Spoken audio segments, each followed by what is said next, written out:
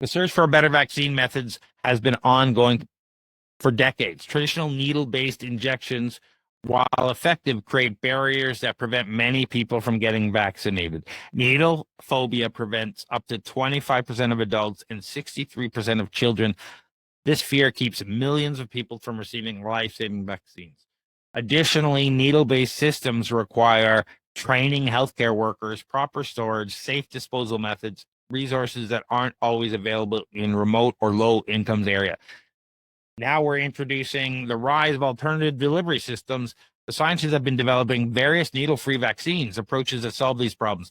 Nasal sprays that deliver vaccines through the nose, oral vaccines taken through the mouth, skin patches that deliver vaccines through the skin, and inhalation devices that deliver vaccine to the lungs. Each method has shown promise, but also comes with unique limitations and challenges. Now comes along a new technology, dental floss vaccines. What's going on here, John? Yeah. So the breakthrough with this is it targets a specific area where your teeth meet your gums, which is called the junctional epithelium. So it's a natural leaky tissue, and it's designed to let immune cells patrol for bacteria. This same permeability makes it perfect for absorbing vaccine molecules. So in animal tests, mice that received flu vaccine via dental floss were completely protected from lethal flu exposure. The method worked better than putting vaccines under the tongue and was just effective as nasal spray vaccines, but without the brain safety risks. So even more impressive than this, it worked with multiple vaccine types, including mRNA, proteins, and inactivated viruses. So in human trials with food dye, it showed that about 60% of the material reaches the target area when flossing, suggesting that this could work in people too. And so the vaccines would simulate both bloodstream immunity and mucosal immunity. So this is really cool because the JE, or the junctional epithelium, represents a unique anatomical structure, which is located in the, I'm going to get detailed here, gingival sulcus. So I don't know if you know, when you're flossing, there's like, you have to get in between the gum and the tooth when you're flossing. You got like, so that's what they're talking about. Unlike other epithelial barriers that maintain a very tight junction between integrity to prevent foreign molecule penetrations, the JE exhibits a naturally increased permeability due to its specialized role in oral immune surveillance. So it lacks the robust barrier that you would see in other things, which makes it perfect for this. What are your thoughts? Would you use dental floss to get your flu vaccine instead of getting the needle? I think yes. Definitely interesting concept here. Most impressive that 100% of the vaccinated mouse that were vaccinated through this floss method, the musical vaccine delivery method, when exposed to a lethal dose of influenza virus, they all survived. Right, the survival rate matched or exceeded traditional vaccination methods. Yeah. So 100% of these survived after doing this and exposed to a lethal injection in mice. So that shows a lot of promise. I don't like needles. So as per previously surgical and all that stuff, it's not a thing I like. And we could talk about that offline at any time. So I would definitely prefer a floss-based one. But I guess the question is, how often do you have to floss? Is it just once? Is it how often? How do you know the delivery is happening? Like with a needle injection, it's careful dosage. You know. Yeah. I don't know if you can tell 100% that you're getting the right. Did you get in between the thing, eat your teeth long enough? Did you get it enough? Yeah, exactly. Yeah. Did you cover this? Did you say what percentage of the population has needle phobia? You're on mute. You're muted. Sorry. Yes, I mentioned it. It's 25% of adults and 63% of children. That's crazy. Yeah. So imagine this. Like, yeah, I'm curious to know, because I don't know if you floss, but I use those floss wands. They're not the best. But hey, if you could buy a floss wand with an mRNA vaccine on it instead of getting a needle, hey, yeah. And I agree with you as far as, do you like, my question is, do you have to floss every single tooth for it to be effective? Can you just do one? Do you have to do it more than once? Like, there's a lot of questions, right? But I think those questions will be answered once they get to the actual human trials and they see what the efficacy is and all that sort of stuff. And they come up with the right protocol, right?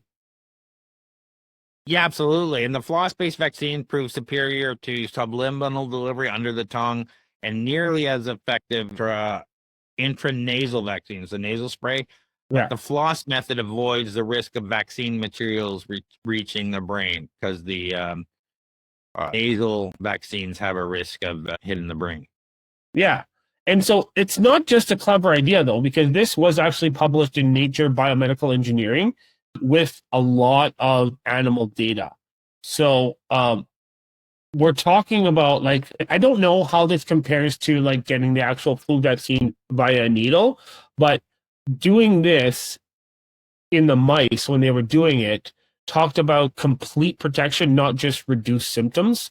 So I don't know how that compares to getting an actual needle vaccine, but this is a potential game changer, especially logistics wise, right? You can just deploy dental floss wands instead of people having to go into, or you can just go pick up a dental floss wand instead of having a nurse having to poke you.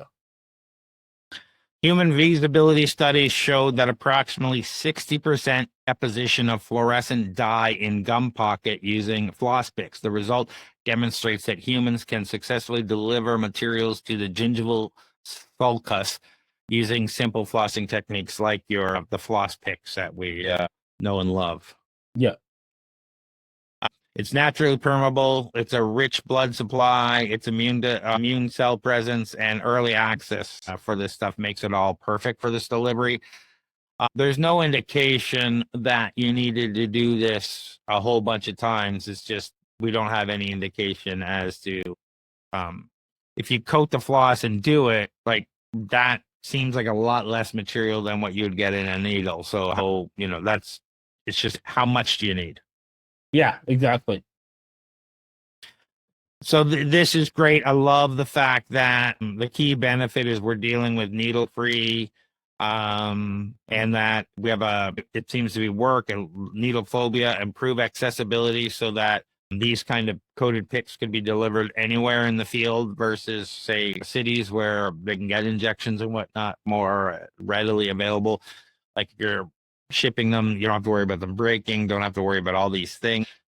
Current limitations and concerns. The approach faces several limitations. Age restrictions. Method cannot work on infants and toddlers who haven't developed the teeth yet. Oral health variables, gum disease, oral infection, other dental problems could potentially affect the vaccine delivery effectiveness. Technique standardization. While basic flossing mentioned is familiar, delivering vaccine requires more precision than routine dental hygiene. The healthcare provider would need training to provide consistent. So a healthcare provider would have to do this, Yeah. which is good. Good, but is a thing. A limited human data. Current research is primarily based on animal studies. While the floss vaccine mice are encouraging, human immune systems may respond differently. So comprehensive clinical trials are essential before this method can be approved for research. So a large-scale clinical trials may confirm immune response, gum disease impact investigation. They're starting to understand that and research that, and routine integration planning, the possible incorporating vaccination into regular dental visits represents an exciting opportunity rather than having a separate, you can get your vaccination while you're getting your teeth cleaned. Yeah. Yeah. So any final thoughts on this? No, this is cool. I definitely sign up for this. So, yeah. Yeah, I definitely sign up for this too. And so let us know what you think.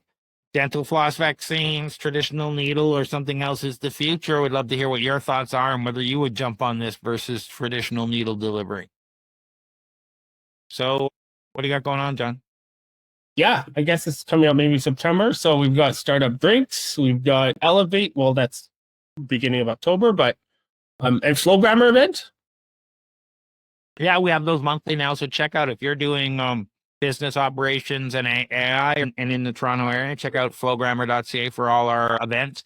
We do a low code, no code, also live coding events where we just get together, demo stuff, and have great conversations. It's really a good time. Startup Investor Drinks will be back. Come out and see that, where startups get to pitch. It's open pitch, open bar. There's investors always in the room, and it's always a great discussion. We always have stuff going on. Check out torontostarts.com. Check out flowgrammer.ca. And John, if they want non-dilutive funding, where do they go? Yeah, find me on LinkedIn, John Irwin. It's the best way. Reach out, send me a message, add me, whatever. Yeah, it's the best way if you have any questions about non-dilutive funding.